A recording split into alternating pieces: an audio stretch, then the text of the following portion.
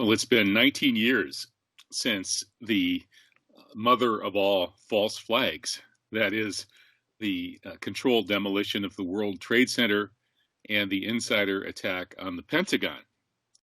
Those events divided history into a before and an after, as predicted by a certain Dr. Philip Zelikow.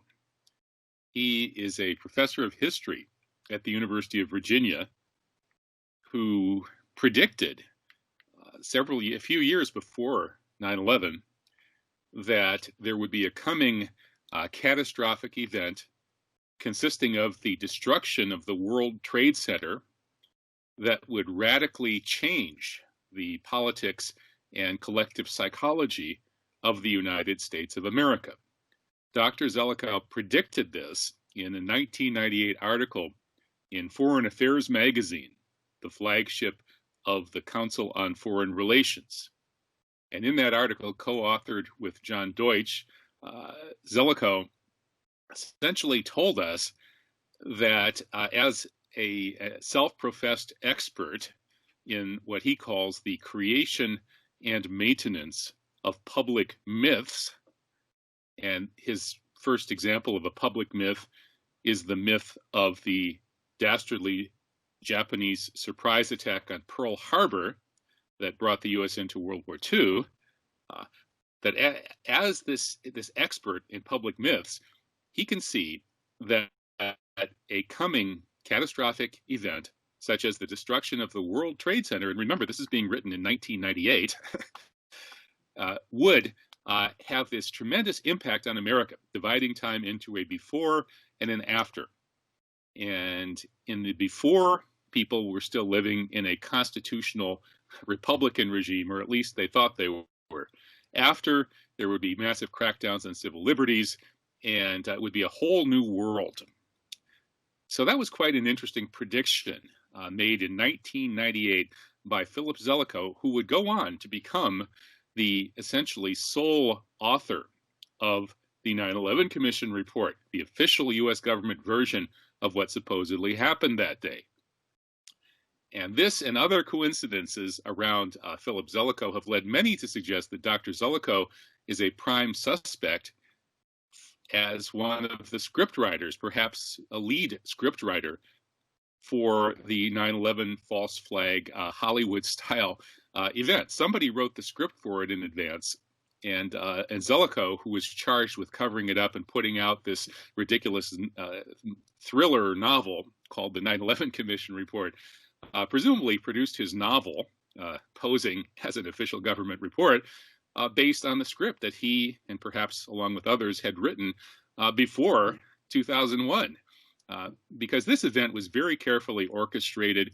It was a trauma-based mind control event designed to traumatize the American people by showing them horrific images on television, confusing them at first about whether the images were real or simply a Hollywood movie of some kind, and pushing them into a kind of cognitive dissonance, which would paralyze them and allow the authorities to ram a new agenda of war and Orwellian fascism down their throats.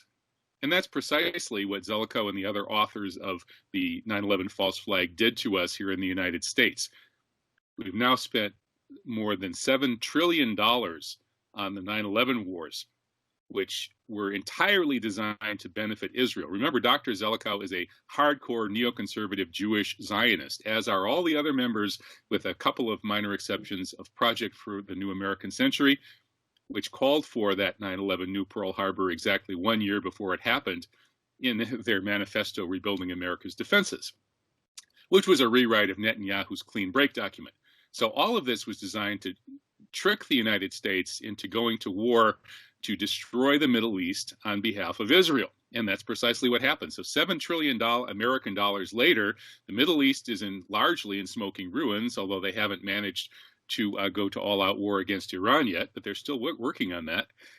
And the United States is bankrupt morally, spiritually, and, of course, financially.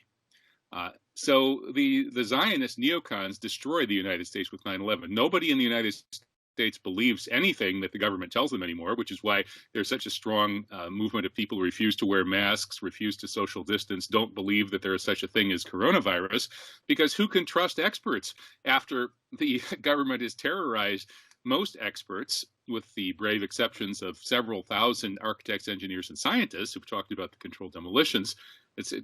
But most experts are terrorized into going along with this ludicrous story that these buildings that were obviously blown up, that anybody with third grade physics can see are being blown up and disappearing at free fall acceleration symmetrically into their footprints. They're not just falling down randomly from office fires, as the official story has it. Anybody can see this, and yet we're not allowed to admit that we see it. And the experts aren't either. So nobody trusts experts. Nobody trusts the government.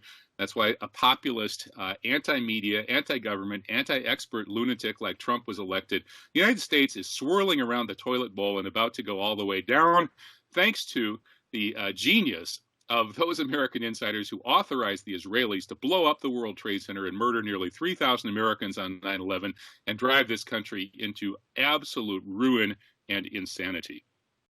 Well, Donald Trump is not just corrupt, which essentially all high-level U.S. politicians are, with a very few exceptions, but he's openly corrupt. He doesn't even try to hide it. And some people have mistaken this open dishonesty for honesty, and indeed Trump does blurt out uncommonly honest things every now and then, but he is a corrupt mafiosi, and as such, he has developed close ties to the corrupt mafiosi who run these Persian Gulf dictatorships or kingdoms or whatever you want to call them. Essentially, they're run by organized crime, which is very comfortable to Trump. That's the world he comes from. So he's good friends with the Saudi leadership and the Emirati leadership. And the Saudis, of course, were very much used in the September 11th false flag. The CIA or Zionist drug dealing, organized crime infiltrated elements of the CIA brought CIA assets, 15 young Saudis who were all CIA informants in Saudi Arabia. With the permission of the Saudi authorities, the CIA brought those people over here to the United States and set them up to take the blame for the bombing of the Trade Center and the Pentagon. And so Trump, when he was running for office, said, wait a minute, 15 of the hijackers were Saudis. And he said, if you elect me, you'll find out who really did 9/11. And he hinted that it was the Saudis. So some people, the not so sophisticated people in the truth movement, voted for him, thinking that this was the truth.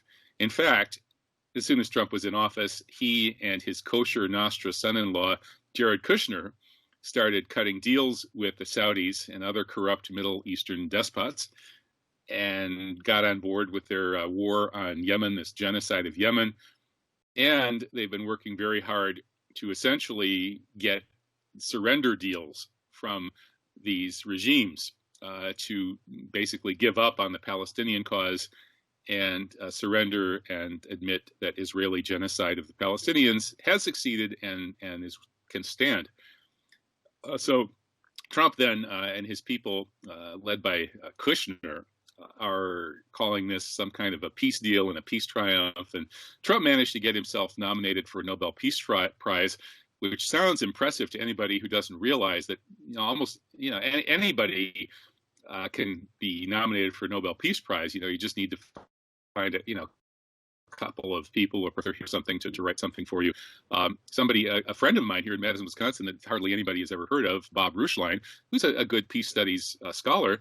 He's been nominated for the Nobel Peace Prize too, but still nobody's ever heard of him. In any case, Trump probably thinks that he's very, very famous and popular and so on because of this. Trump's living in a delusional world of his own ego, and so are the Israelis and the Saudis. These people are dinosaurs from another era that's rapidly ending, the era of Western imperialist domination of the region. And as the West essentially crumbles and disappears, and a new, more multipolar world with the Chinese being the most powerful element takes its place, the American imperial presence in that region and presumably the Zionist genocidal expansion will end.